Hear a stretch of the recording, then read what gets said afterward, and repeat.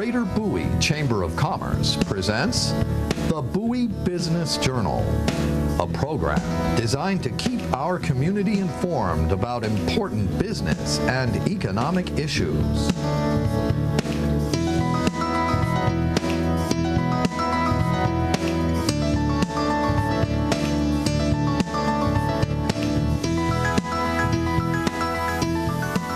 Welcome to the Bowie Business Journal. I'm your host, David Emanuel, and I'm the Executive Director of the Greater Bowie Chamber of Commerce.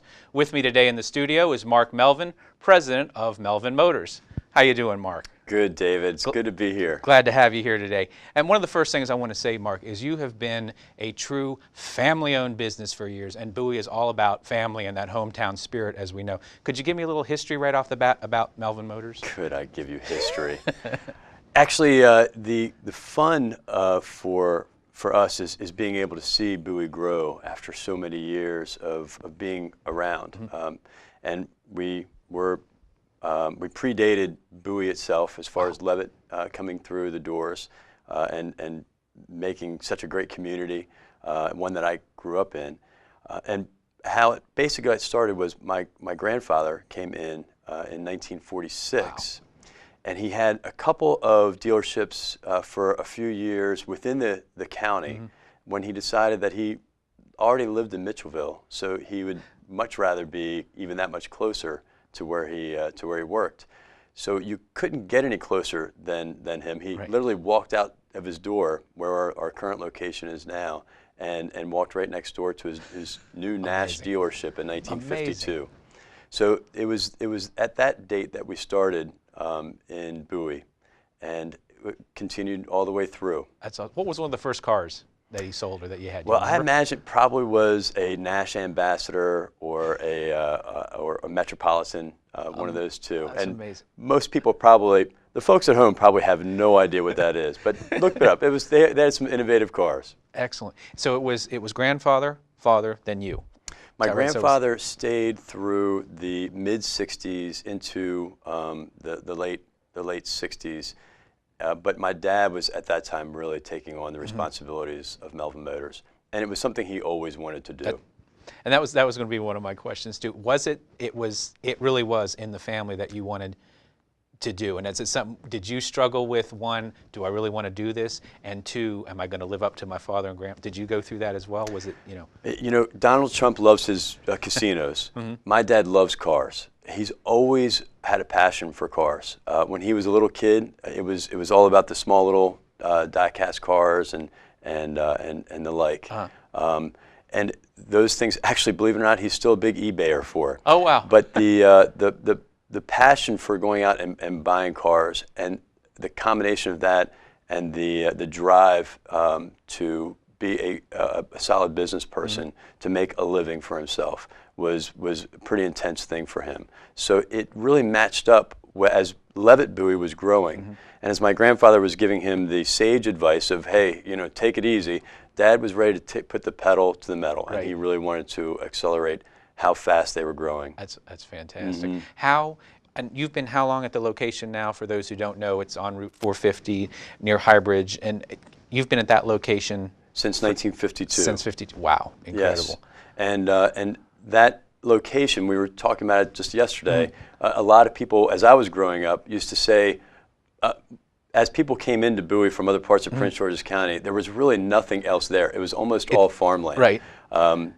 People would say, when you hit Melvin Motors, you're almost there. So we've been there long enough to see a lot of changes, and obviously there's a lot of communities around us now. But it was almost all farmland when my grandfather was selling. It's such a neat Bowie landmark, so to speak, because you can see all the new businesses, like you said, and there's good old Melvin Motors still sitting there. Has much of the look of the place actually changed, or that's really pretty much the building for all those years? For all intents and purposes, we stay.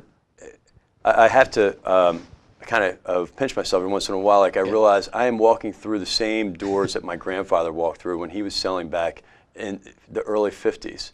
It's a very exciting thing, and that building has actually been there since the 20s. Incredible. That's incredible. What do you attribute the longevity to? Obviously, the Melvins are doing something right, or and the people through the years, word of mouth, tradition, and all that. Can you talk about that? What do you think makes you stand apart? Because it's pretty incredible to see a business like that continue to thrive after so many years. Well, it's a lot of family support first and foremost. So you know, when I got involved with the business when I was in college, there was no intention necessarily of getting involved with the business, but I fell in love with having our own family business in my own community. I grew up in Bowie and absolutely loved the community for so many years of being, you know, a student there. I ended up going to DeMatha High School, but I always had the Bowie ties with all the friends and people I graduated with. You went to Yorktown and Ogle, is that right? Yes, I did some homework. Right. There you go. Wow, very good. Impressive. David Emanuel, the I tell you. reporter in you is just wonderful. It pretty much comes down to, you know, Bowie was that bedroom community growing up. So even though I didn't graduate from Bowie High School, I graduated from DeMatha. I go to Bowie High School reunions. Sure. Just because these people are, they're part of your life. Right. And they're so welcoming, you know, that I tend to go to those reunions, and we just have a blast. That's the community that we grew up with. You asked us how we can attribute, you know, our success.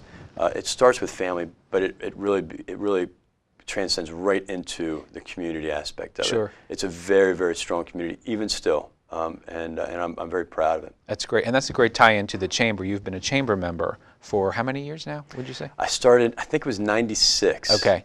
And that's following my dad. He was one of the founding members. And he was president. And president. And then you were president. And then the first father-son combination. How can you go wrong with that? That's great. Yes, that's exactly. so great. Can you talk a little bit about that as well? You talk about hometown and the tradition here. The chamber too now has been around over 30 years. It just celebrated its 30th anniversary last year. And there's that great community spirit. There's wonderful, vibrant businesses, of course, which you're one of. Can you talk about how even the chamber is such a good family feeling as well, with working with, you know, some of the local mom and pop businesses to some of the even smaller businesses to the bigger businesses, and how it works together? Absolutely. The one thing that I can say about the chamber is they're all about the local businesses. Each individual business obviously makes up a critical component to the success of the chamber, but we've had incredible executive directors, and those executive directors are really the glue, really the cohesion of the success. So we rely a lot on that, and fortunately the chamber has had a great amount of success in executive directors. That's great. And great. We're happy that you are that new individual. I appreciate that. Somebody who has an interest in the community is a really important part of making that work. And obviously you've had quite a bit of interest in this community. Thanks. No, I appreciate that. Talking a little bit about what the chamber has meant for me individually. First, seeing the ability for it to branch out and really be able to understand the legislative times, really be able to understand the economic times and the political times. Right. Those are things that you have to stay on top of. And we've had individuals, past and present, who have been very interested in not only seeing that the chamber is doing well and well informed, but the businesses are ready to receive some of the information that the chamber can bring out. Case in point, legislatively, as bills come into play, we have people who are right there in the mix of all of it. Right. We bring politicians, the local politicos, in to be able to speak about the important things that are going on, and those are things that cannot be overlooked. So we really have to stay on top of bills that come through, and understand what they are, understand what they mean, and determine and weigh in as to whether or not we need to agree or disagree with whether that bill should pass. Do you feel too, Mark, sometimes in the past few years, especially when it was frightening times for a lot of the local businesses, and trying to keep up with what's going on with recession, with money problems, did you find that a tough time as well, in what you knew about what was coming locally in legislation? Were you ever it had to be a nerve-wracking time for the first time when you just see. Not things whatsoever. No, Not it was really? not, Okay. not at all. I mean, Wow. for me, it was That's great. completely unnerving. No, that's not true at all. It was very difficult Sure. because a lot of things were happening, and obviously taxes were impacted heavily by the loss of revenue from the housing market. So those types of things, you have to understand that the state at that point needs to help try to find a Right. way to fill the void. Right. And so those bills were really important initially to get a read on where they were going with those with the new ways of revenue for the county and for the state. But it's beyond that. I mean, of course the car industry was impacted Sure. heavily, and the federal government had made some decisions early on as to what they were going to do about it. You had different regulations that were coming through and down the pike that obviously impacted automotive stuff. So it was not an easy time. Right. But I have to say that going back to the chamber was there to help Good. try That's good. to bolster the businesses up in a very difficult time, and we had some good leadership to help us through that. Great. Did you find, like, through the years, like with your grandfather and your father and now you, did the way of thinking stay the same, like your philosophies and how you do business, or have you had to change a little bit over the years with the economy, with different, the ways people are thinking nowadays and everything's so fast and this and everything? Did you have to change a lot, or did your philosophy and everything pretty much stay the same for 60 years? Great question. I mean, the core itself, the values stay there. And I think if anybody was to have purchased a car from us back in the 60s versus what they purchased from us back just a week ago, they would find that family spirit is there. That's and great. that commitment to the customer. We believe wholeheartedly in making sure that whatever we sell is the best that we can find, and then we stand behind it. So those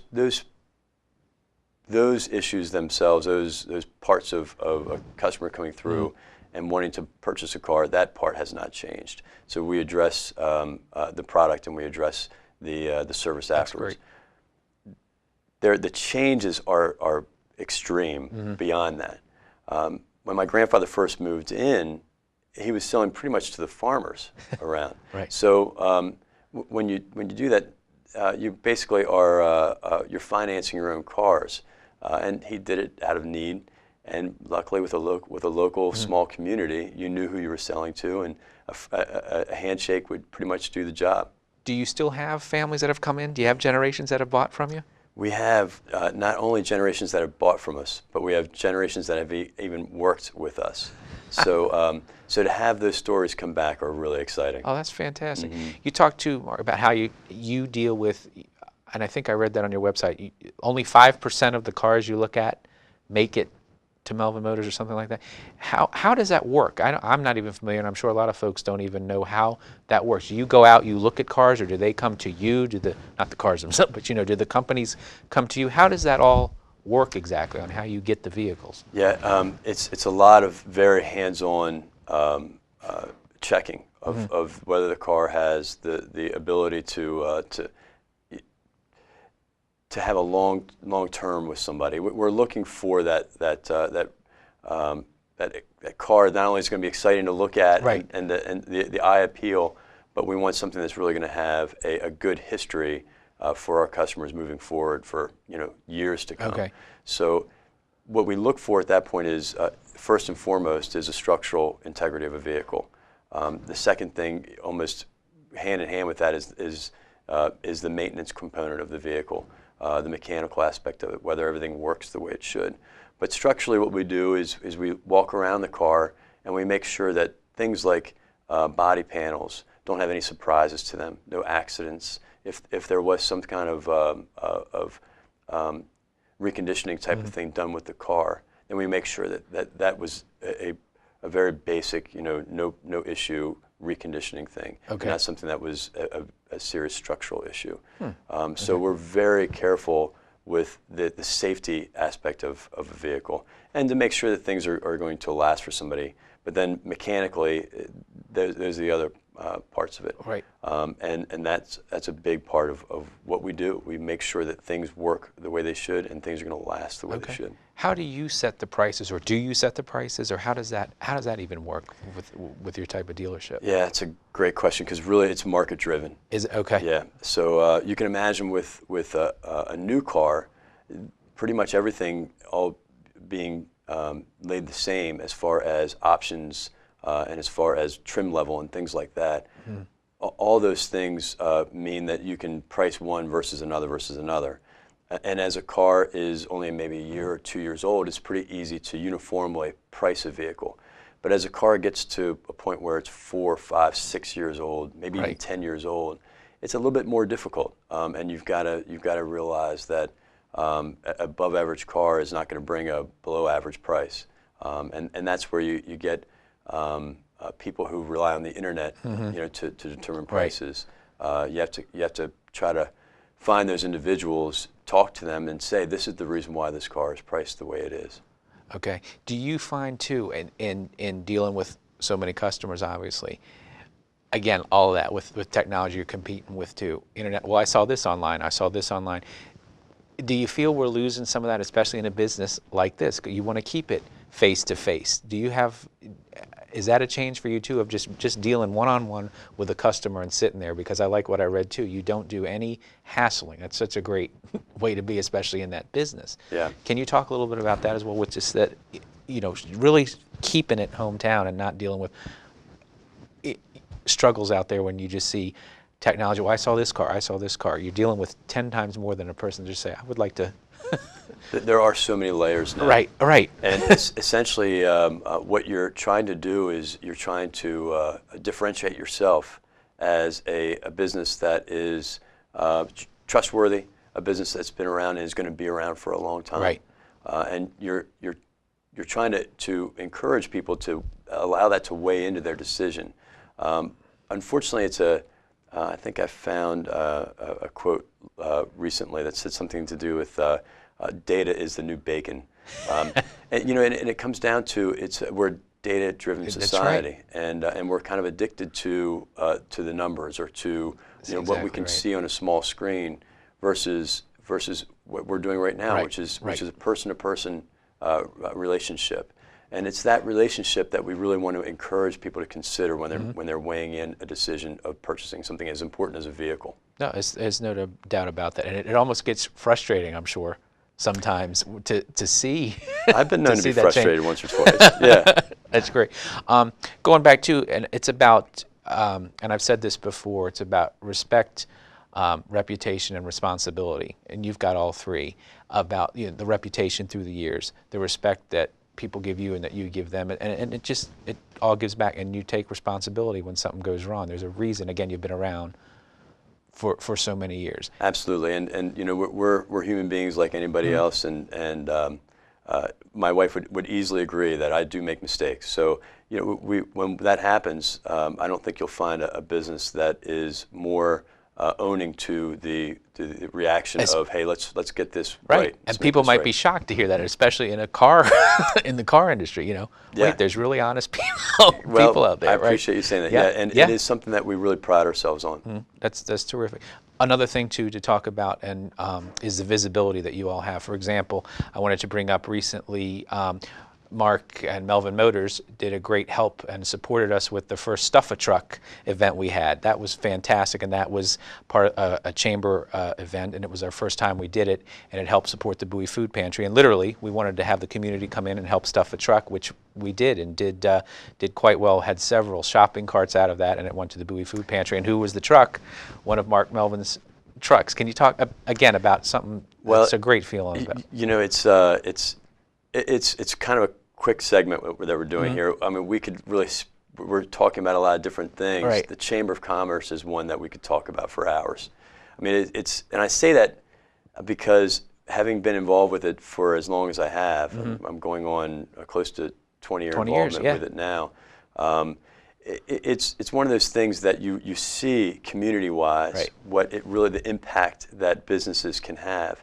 The Chamber of Commerce, no pun intended, is a good vehicle for that. Yes. Speaking from the car guy, it allows you to be able to to find that in if you weren't sure how to do it before. And with the city of Bowie, they give you so many opportunities, but the chamber is one of those ways of doing it. And that's a great point, Mark, because there's so many opportunities, and some people will think, well, what's going on? Or, I didn't know this is happening. Check it out. Read about it. We're out there. The chamber's out there, and local businesses such as yourself. There's so much to get involved in, and it kind of shocks you when you hear, well, what's going on? When people don't know well, I mean, certain things. Something near and dear to us is not something that is a direct impact on an immediate impact on business, but something that's extremely important for business is education. And the Youth Leadership Bowie thing that was started so long ago by Doug Peters, by John Shashini. You and I have been on had been on the board of that right from the beginning, and we loved it. It just was something that you can find that thing that is important to you, and chances are it has a business tie. That's right. There are so many layers, like you said before, to everything that people don't realize how far-reaching the ripple effect it will have. It's not just one thing to be a business and be a member of the chamber. There's so much that the businesses give to the chamber, and the chamber hopefully gives back to the businesses. I wanted to ask you too, Mark. Is there anything else you would have wanted to do, or was this it? Did you really have a choice growing up? You say, this is going to be the business I want to get into. Obviously, you love it, or you wouldn't still be in it. But if you had other job choices, was there something else you'd want to be? Pong. Yeah. I really. That's not true. Great. That's great. That's great. That's great. But no, it's. I mean, this is something I think really when I go back, and recently I was at my parents' house, and my mom came up with a folder I had in high school that had all kinds of stuff in it that was probably more embarrassing than anything else. But one of the things that was in it was like a career path type of thing that they make you do in high school. Mine was the closest I had was a police officer. That's probably not really accurate, but something relationship based is what that fits my personality. It fits basically who I am, my core individual, job, my career. And I have to say that this couldn't have hit it more on the mark. That's terrific. I really enjoyed it. I really enjoyed it. We have somebody who's been with us for a long time. We have a salesman who's been with us for 40 years. He's celebrating his 40th year. And that's Bill Gallagher. And it's people like Bill that just makes a family business that much more of a family. That's fantastic. That's fantastic. And like you say, chamber being a good vehicle, because we're all about good or bad puns depending on how you look at it. Of course. We could write a book. We could write a book on you and your entire family. I guess it would be an autobiography. I'm sorry, that was terrible. Well done, David. Yeah. I had to do a couple of puns here, but great. Also, Mark, give a couple business pointers to either a new business starting up, or just some business advice you could give, some tips of how to be a good president, a good manager. What's some Hold on. small this is business not fair advice? with you whatsoever. Okay. First of all, you have Eric Lindsay last week, who did an incredible job, and who is so exciting. And so you're going to make me follow that up? I'm going to give it a shot. I'm supposed to give some kind of career advice here? Well, first of all, what I would tell somebody is to find what their passions are, because chances are that passion is going to help drive them through the difficult times that you're going to have. You're going to have ups and downs on almost anything you do. And anybody who says that they have gone through their job and every single day, as I think I've heard Fred Robinson say before, every day is a holiday, every meal is a feast. If they have that going on, I salute them. But you're going to have ups and downs on almost anything you do. And to help you ride through that, a thing you're passionate about is really the best way to go, something that you really enjoy. And then once you get to that point, then I would say to this individual, then follow every educational opportunity you have through that point, because it is something that education is really what's helped driving the world right now. That's right. And it has been for quite a while, but no more than what it's doing right now. Excellent, excellent. So those are basically my points of advice. That was pretty good. I think Eric would be proud. That's great. That's great. And the final question, Mark, was there anything I didn't ask you about, or something you want the viewers to know, or anything else, some final words you'd want to say? That's probably the biggest pressure you could possibly put on me. No, if there was anything I would say that in the automotive industry, which is something that obviously is what our family does, I would deeply encourage those people to consider that if they're going to, and chances are they're going to buy a car at some point in their lives, that they do really consider who they're buying from, because no two businesses are the same. Exactly. We know that from the fact that no two individuals are the same. So I would deeply encourage, and we have won awards within our local community for the respect that people have for us as a business, and I really appreciate that. But we can't serve everybody. I don't know why we can't. We probably should, but no, you can't find something for everybody. But when they do find it, if they can't find it from us, just make sure they're getting it from a good, reputable business. You got it. And you can't have more of a good, reputable businessman, I think, than Mark Melvin. And Mark, thanks so much for being here. Thank you, David. And thank you all for watching, and we will see you next time.